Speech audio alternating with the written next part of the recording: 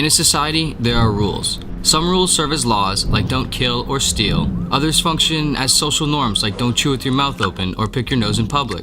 But some are much more nuanced. Some social rules aren't so much rules, but are more like expectations and standards. Like knowing how to behave in different environments with different people. Like knowing who you are, what you are good at, and where you stand in various social hierarchies, and then acting accordingly.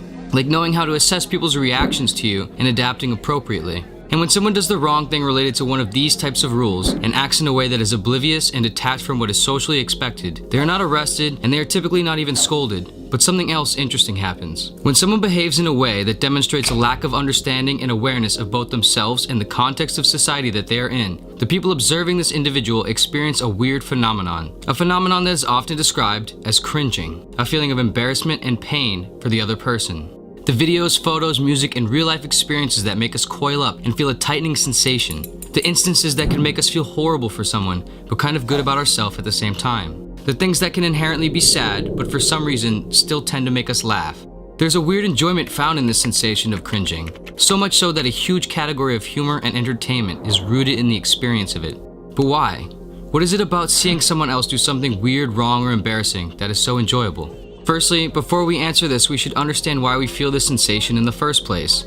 Cringing is a result of an empathetic function known as vicarious embarrassment, where an observer empathizes with and feels embarrassment for another person. It is a response caused by mirror neurons, which are neurons that fire when someone observes someone else and imagines him or herself in their shoes. The cringe we feel when watching someone breach a social expectation and do something embarrassing is similar to how one might feel when seeing someone break a bone or get a bad cut, as it activates the same part of the brain known as the pain matrix. When seeing someone else get hurt, the observer can often experience a cringe-like response, as their brain attempts to self-impose the sensation in order to effectively empathize with the individual they are observing. This effect allows us to feel bad for others, to care about how others feel, and to function smoothly as a society without everyone always hurting each other.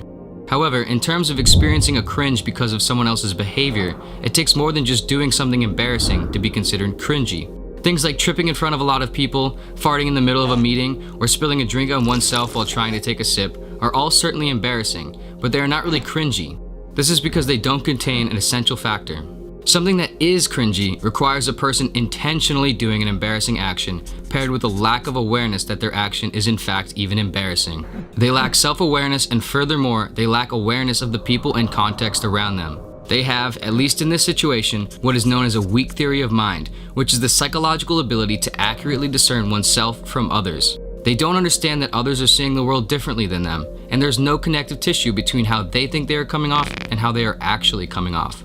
The person tripping in front of a crowd did not mean or want to trip, and tripping does not suggest a lack of self or social awareness because the person tripping is typically aware that it is somewhat embarrassing and responds accordingly. Similarly with the other examples, making a mistake and doing something embarrassing does not always equal something that is indicative of cringing. Perhaps it may be funny, but not always cringy. Examples of things that are indicative of cringing are things more like the singer who thinks they are so good that they go on a national TV talent show to perform, only to turn out being awful and ridiculed by the judges. The man who is extremely confident in approaching a woman, only to ask her out and be harshly rejected. Sorry, but we have to go. Okay. We're sorry. The person who thinks they are cool or tough in a certain way and posts something boastful online, only to look insecure and weak. The comedian who thinks their joke is funny, but it falls flat in front of a confused audience. Are you all right? Yes. No, you are all left. All of these examples contain the same principle. Someone thinks of themselves in a certain way, often involving the belief that they possess a certain skill set, then presents that sense of self in a social context, but is completely wrong and comes off weird, foolish, unskilled, and/or detached from reality. And when we see this, it makes us feel that cringing sensation, a morbid peek into the mind of a person who is so far out of touch that it makes us feel pain for them. But the most fascinating question that cringing raises is, why would anyone enjoy watching this? Why would the act of observing someone flop over themselves so miserably and so publicly be pleasurable? In life, it is inevitable that we will experience things that are awkward, embarrassing, and perhaps even cringy in our own personal life. We will mess up or not be as good as we thought we were in something. We will do something weird out of nervousness. We will learn something new and realize how little we knew about the world only a short time before.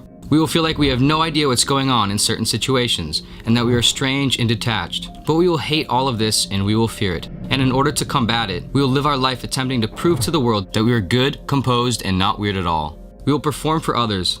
We will study and examine the various social contexts that we pass through, building our knowledge and understanding of how to best perform so that we fit smoothly into the various templates of normality. But we will know deep down that even if we are successful in our performances for the world, we will be lying to ourselves.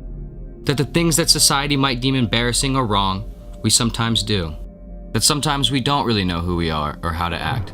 That we might know what we are good at, but are never really sure of how good and if people really like us or what we do. That sometimes we feel kind of lost, like an infant being put in the center of a corn maze and told to find their way out. And when we watch someone else try to perform and impress others, only to end up doing something that is so far off and weird, something that is so lacking in social and self-awareness, we realize that one's own weirdness and uncertainty is, relatively speaking, pretty normal. Thank you for watching. If you found enjoyment and value in this video, please give it a thumbs up, share your thoughts in the comments below, and if you are not already, be sure to subscribe to our channel. We are constantly coming out with new videos to help you experience life with clarity and wonder.